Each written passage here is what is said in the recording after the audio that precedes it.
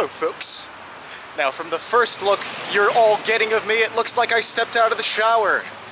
And you're kind of half right.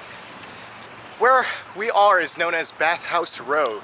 This whole display of historic bathhouses in this location I'm about to tell you all about. And normally I don't indulge in the spa resort type of things, but for such historical significance that this location we're here at today has, I had to at least get in the mindset of it. So what you didn't see in the last 2 hours was me going through the bathhouse and massage experience that you can find here in Hot Springs National Park. Before we go into more detail about this specific location, Hot Springs National Park, we have to talk about the new state we're in. Yes, we are in our 27th state, Arkansas, the natural state. And as you can see, this state truly is a great example of America's hidden natural wonders. Just from a view to the side of us, you can see that there's no longer the swamps or the farmlands that you might associate with the South. We have here the Washita Mountains. This is a chain of mountains that Arkansas really prides itself on. The mighty Washitas. We'll get back to Bathhouse Row below, but behind Bathhouse Row, with all these historic buildings, we have the Grand Promenade. Or Promenade? I don't know how to pronounce that word correctly, but here is a good stretch of walkway where you can, bask in the nature behind all the shops and everything. It's a great place. So what do you think of Arkansas when you hear of this beautiful state? Maybe you think of course, Bill Clinton. He was here, and Hot Springs is actually one of his hometowns. Hot Springs really prides itself on being the home of this 42nd president. Additionally, you might just think of the mountain chains that are here, the natural scenery, the rivers, the lakes, such as the Buffalo River, the Washitas, of course, were right here, and the Ozarks in the far north of the state. You might think of the starting place of the now international superstore, Walmart. Oh yeah, Walmart calls the northwest part of this state, Arkansas, home. Finally though, I must inform you all, it's Arkansas, not Arkansas. I know there's a state called Kansas, but Arkansas does not work that way. No sir, it does not. But anyway, that's what I might think of Arkansas. Tell me if you think of anything else related to or attributed to this underrated state in the Southeast. Well, I don't know, is Arkansas part of the Southeast? Is it just generally the South, or is it the middle of the country? We're pretty close to the geographic center of the continental United States. Anyway, do you want to know why Hot Springs National Park is called Hot Springs National Park? Well, let's find out. I am getting a bit thirsty. Let me show you.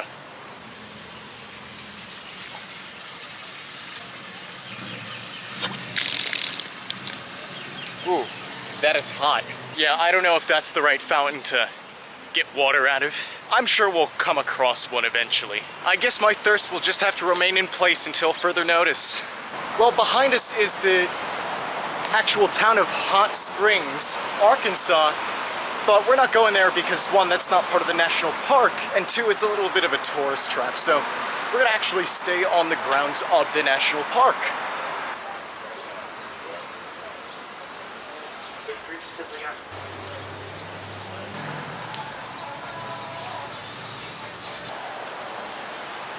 As you can see on Bathhouse Row, a series of old historic bathhouses dating, well, more than 100, 150 years even.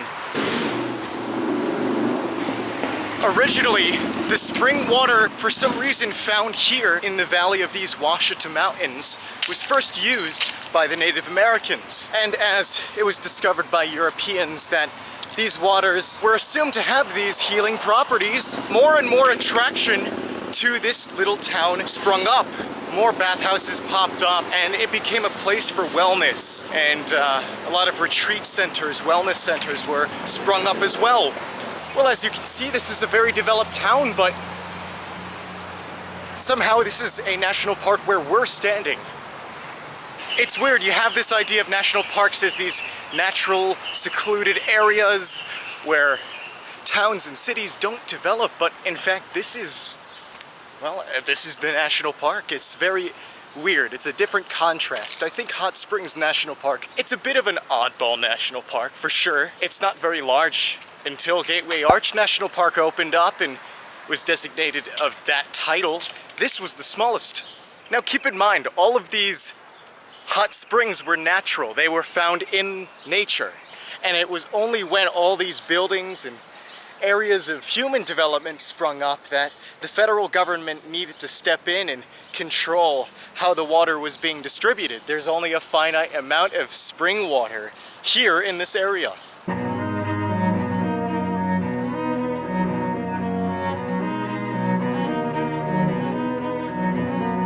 Hot Springs, Arkansas was the first area of any kind to be protected by the federal government. People here knew just how important and significant these hot springs were. I mean, it's kind of rare to find an area filled with waters affected by such geothermal activity. In 1832, America said, yeah, we're gonna put it under our control. And in 1921, this was designated as a national park to protect such sights and experiences like the one you see before you.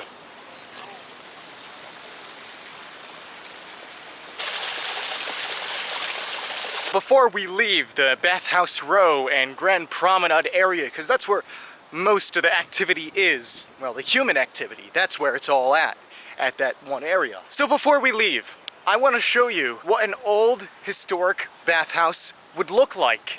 I saw at the beginning of today that at the visitor center there is this historic display of what one of the older bathhouses looked like. I think it's important to show you all because this hot spring water is what drove a bunch of people to flock here. Whether it was the people who would come here once for a nice resort experience or the people across American history who would come here seasonally, either to treat injuries or disease or illness. I think my logic is if Civil War veterans to old-time baseball players frequented here in Hot Springs, Arkansas, well, we should enjoy it too.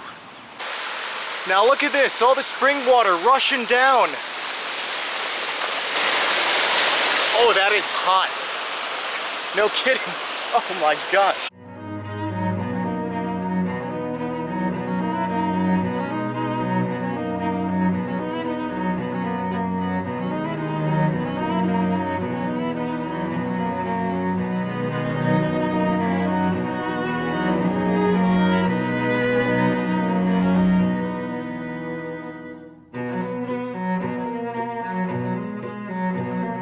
Well, I'll say this, if you are in Hot Springs, going to a bathhouse and participating in those bathhouse rituals, you know, it's a good idea.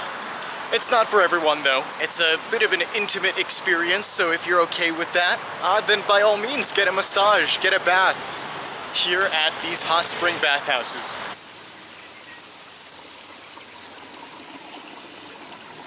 Still hot. Oh, is that a fountain? Thank goodness, I am parched out of my mind. It's about time we get something to drink.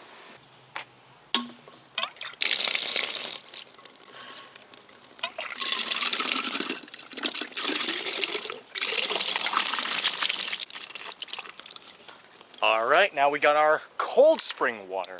Not quite hot, but still, it comes from a spring, so it's all good.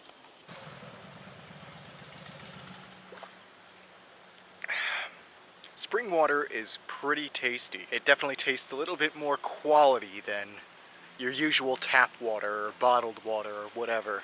So now we get to really explore the actual nature of Hot Springs National Park. It is more than just the town area with the line of bathhouses. It's the area in which the hot spring water is developed.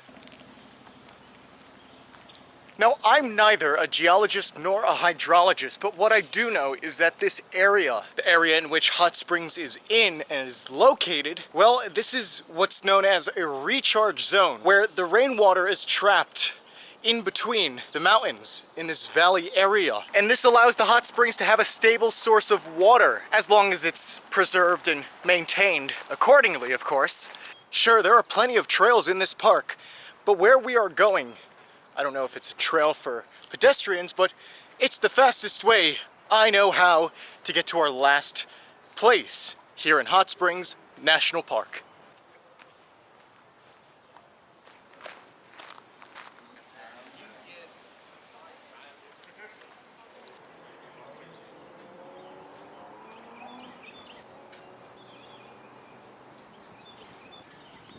Wow, from up here you can really see these Washita Mountains.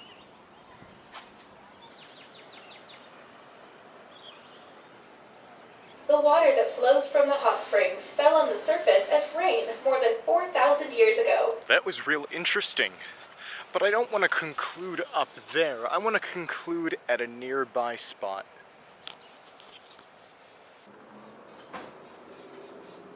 Now you take one look at the sky and you think, oh, is it sunset? No, it just turned 4 o'clock in the afternoon.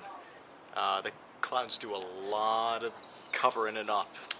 There was sunlight today. It was a really sunny day, but yet we end here overlooking Hot Springs National Park and the surrounding Washita Mountains. It's a beautiful sight.